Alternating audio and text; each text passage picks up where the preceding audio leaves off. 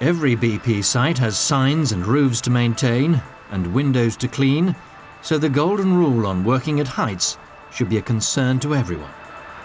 The precautions needed to work safely at height are simple and straightforward, but accidents are surprisingly common.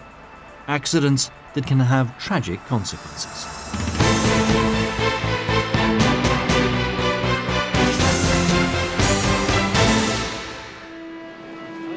In India, at Bangalore, Tata BP have a solar plant. At the time of this incident, the offices were being refurbished.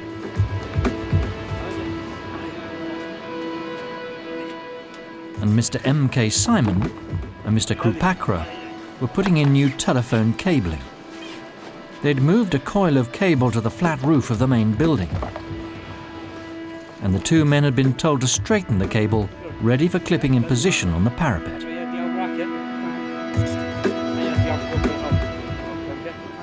Mr. Krupakra uncoiled the cable as Mr. Simon pulled it into position along the rooftop.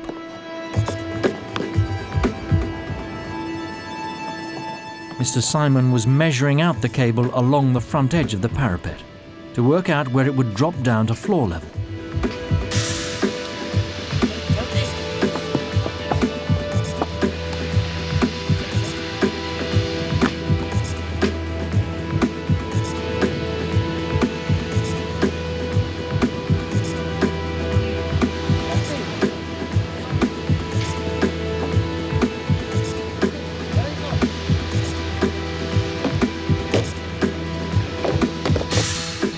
He'd fallen over 10 meters to the ground below.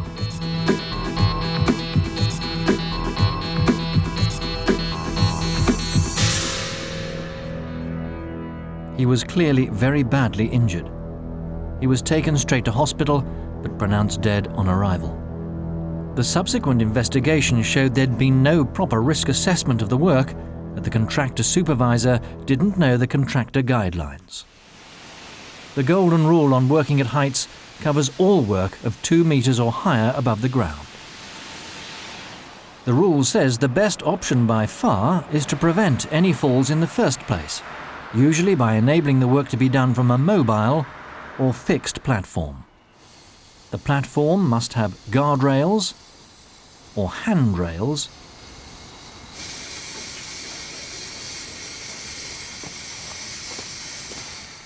and its construction must be verified by a competent person. Do your platforms always have guardrails or handrails?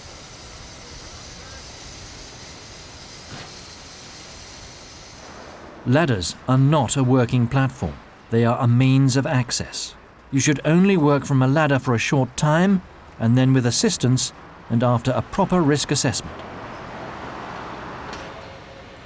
If you don't use a platform, the only other alternative is to use fall arrest equipment, which can be either passive like safety nets and airbags, or a harness, which must have a proper anchor, mounted preferably overhead like this Jordan clamp.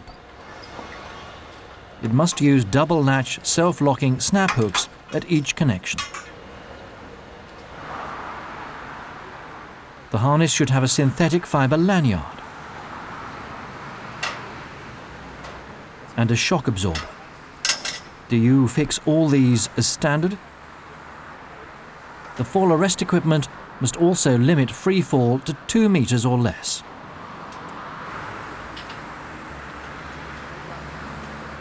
And a visual inspection of the fall arrest equipment and system must always be completed before the work starts, and any equipment that's damaged or has been used to stop a fall must be taken out of service. Whatever equipment is used, the people using it must be competent to perform the work.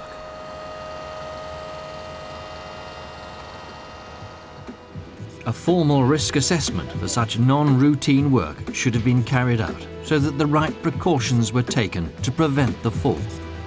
But neither Mr. Simon nor his supervisor knew about the golden rules. All the workers on this site now receive proper safety induction and have the rules explained. Site managers include contract workers as well as employees in their advanced safety auditing visits to confirm that they understand the risks they have to manage while working for BP. This was thought to be a routine job. As a result, the right precautions weren't taken. If it's unsafe, stop work.